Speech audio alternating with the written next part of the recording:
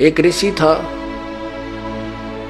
उसको अपने भविष्य के जन्म का पता चला कि अगले जन्म में मैं उसको अपने ही देव दृष्टि खुल गए कि अगले जन्म में इसी नगर में एक व्यक्ति के घर जो सूर है, सूरी है, उस सूरी के घर के पेट गर्भ से मेरा जन्म होगा और उस सूरी के माथे पर गांठ है अच्छी मोटी, और उसके ही गर्भ से मेरी मृत्यु के बाद उसके गर्भ से जन्म होगा और मेरे सिर के ऊपर एक बहुत काला सा मोटा एक अलग से निशान होगा। तो उसने अपने बच्चों से कहा, बेटा मेरी मृत्यु होगी, मृत्यु के बाद मैं उस व्यक्ति के घर जो सूरी है ऐसी उसकी गांठ है और मैं उसके घर जन्म लूंगा।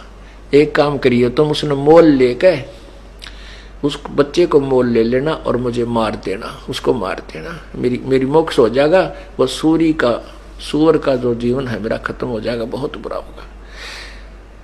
तो वो कहने लगे, पिताजी जैसे आप कहोगे हम वैसा कर देंगे। उन्होंने बार बार कहा, बेटा देख के तुम लालच कर जाओ, यह मेरी अंतिम प्रार्थना अवश्य करना। वो बच्चे बोले, पिताजी आप निश्चिंत रहो, क्या आप हम इतना भी नहीं कर सकेंगे आपके लिए, उसके लिए 5-4 अन्य रुपये 2 रुपये का वो सूअर का बच्चा नहीं लेंगे, आप निश्चिंत हो जाओ।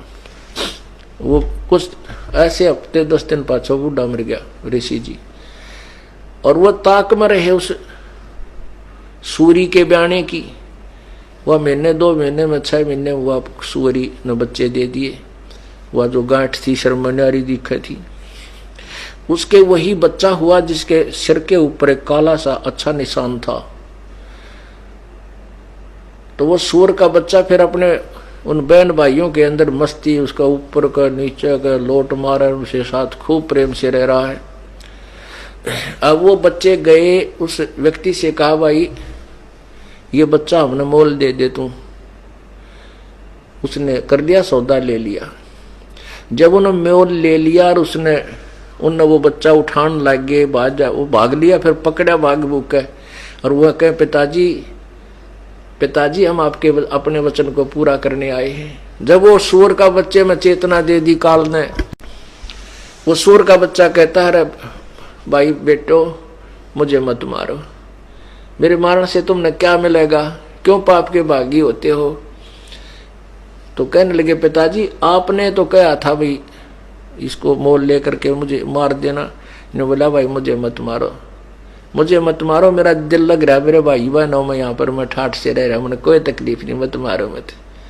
उन्होंने छोड़ दिया, भाई मत मारो, क्यों मारा, जो पाप तो वैसे पाप ही है।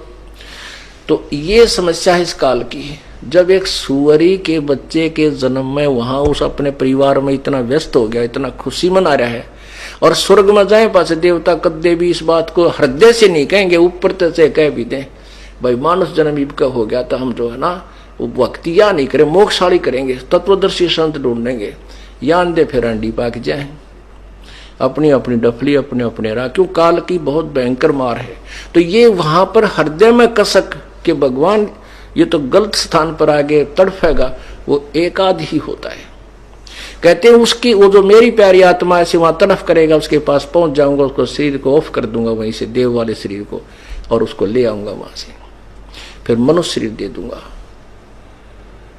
अब देखो वो परमात्मा तो हमारे लिए इतने खाड़े भरन लाग रहा, और हम कति बालक की तरह उसकी तरफ परवाह नहीं कर रहे। तो पुण्यात्माओं ये बातें कहन सुन की नहीं, ये कर पाड़न की है। ये सुनकर आनंदित होने तक सीमित नहीं रखना, इनके ऊपर स्टेप बाय स्टेप आपने कदम रखने हैं। शिव मंडल ब्रह्मापुरी चाहे विष्णु लोक में हो, अमरे गुण भूले नहीं तो आन छुटा हूं तो कहते मैं तेरी वहां से भी पीछा छुटवा दूंगा और फिर तुझे मानुष शरीर दे दूंगा।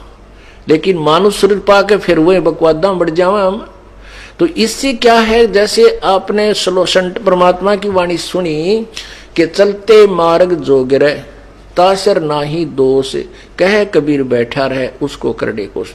अब जैसे परमात्मा ऑप्शन दे रहे हैं कि जो कतिये नहीं लगा इस मार्ग पर अभी तक, बिल्कुल स्टार्ट नहीं करी जिसने भक्ति या सत्य भक्ति, वो तो बिल्कुल अभी तक सारा काम उसका शेष है, सारा सफर शेष है। और जो चलते मार्ग गिर गया वो कुछ तो सफर तय कर चुका है, यदि आगे बर्बाद ना करेगा तो।